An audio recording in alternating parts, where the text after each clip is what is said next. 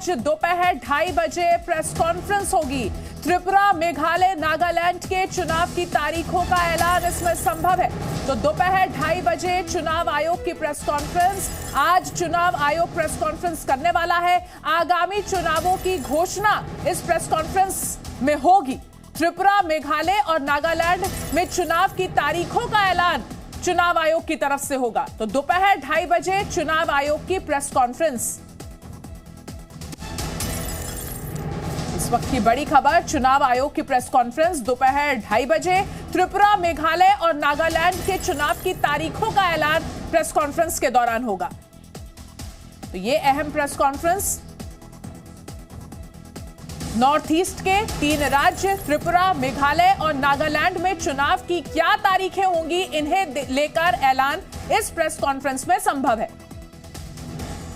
जी media संवाददाता। क्या आप सिलाई सीखने के लिए हजारों रुपए खर्च करने के लिए चिंतित हैं? फ्रीडम ऐप को डाउनलोड करें, 40 घंटों का टेलरिंग कोर्स देखिए और खुद का टेलरिंग बिजनेस शुरू करें। रवि त्रिपाठी इस वक्त हमारे साथ फोन लाइन पर जुड़ गए हैं। रवि, आज दोपहर 2:30 बजे चुनाव आयोग की ये प्रेस कॉन्फ्रेंस और 3 राज्यों में चुनाव की तारीखों का ऐलान संभव।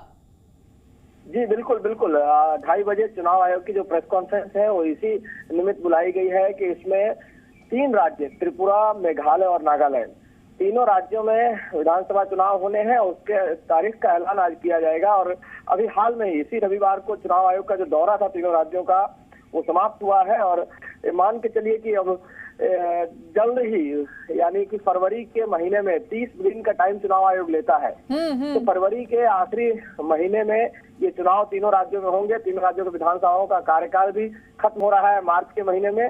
इस वजह से 3 राज्यों में चुनाव होंगे। और इसके बाद थोड़े ही दिन बाद मुझे लगता है अगले महीने कर्नाटक के चुनाव ऐलान होंगे। आप जान रही हैं कि इस साल 9 राज्यों में चुनाव होने हैं इसी एक साल में, अगले साल लोकसभा चुनाव से पहले।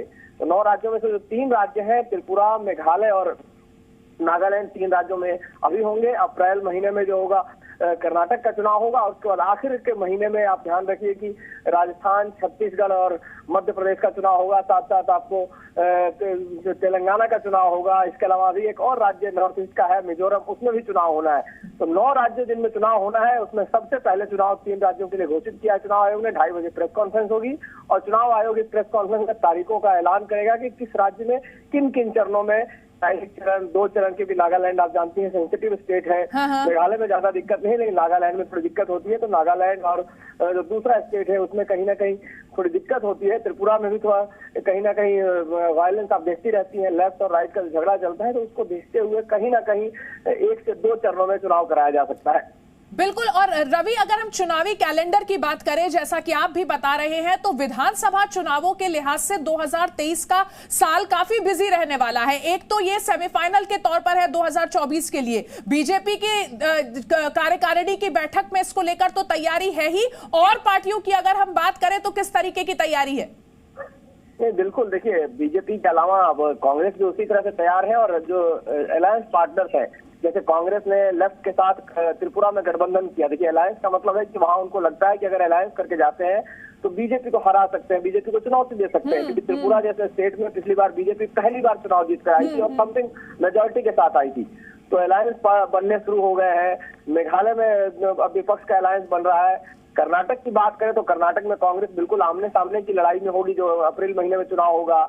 आप उसके अलावा देखिए कांग्रेस ने पूरी कमर कस ली है कर्नाटक के। लगातार कांग्रेस के नेताओं का दौरा कर्नाटक में चल रहा है। राहुल गांधी के दौरे का रूट भी उससे कर्नाटक से डिजाइन किया गया। 2 बार वो कर्नाटक से गुजरे थे अभी भारत जोड़ो यात्रा के दौरान।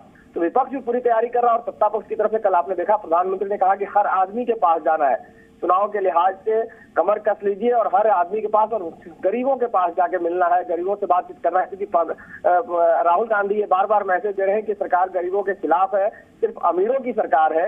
वैसे लिहाज से बीजेपी को भी अपना आउटरीच प्रोग्राम चलाना पड़ेगा और तेजी से चलाना पड़ेगा। बिल्कुल। क्योंकि अगर त्रिपुरा जैसे राज्य में उनको चुनौती मिलती है, चुनाव अगर सिटिंग है वहां पे, क्योंकि बीजेपी को अपने राज्यों को बचाना है, चाहे त्रिपुरा हो, चाहे मेघालय हो, चाहे नागालैंड हो, चाहे इसके अलावा कर्नाटक हो, उसके अलावा आगे राज्यों उनको मध्य प्रदेश हो, उसको बचाना और जो कांग्रेस शासित राज्य है जैसे राजस्थान हो, छत्तीसगढ़ हो, उसमें अपनी पैठ फिर से बनानी है।